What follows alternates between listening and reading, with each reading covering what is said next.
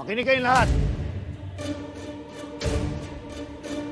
Naniniwala ako na lalo na ngayon ay nasa atin na ang ugtaw. Ay mas makapangyarihan na tayo sa mga tao.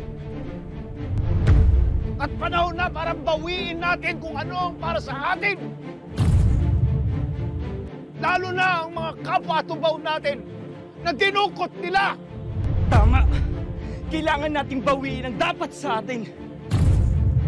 Ipagsiganti natin ang mga kasama natin. Pinapangako ko sa inyo. At sa lahat ng mga tubaw, kasama na rin yung sa mga iba't ibang parte ng mundo, na ibibigay ko sa inyo ang hustisya na matagal nyo nang hinahanap. Ipaparamdam natin sa mga tao ang lupit ng paghihiganti ng atubaw! Mabuhay si Nando! Mabuhay! Mabuhay ang atubaw! Mabuhay!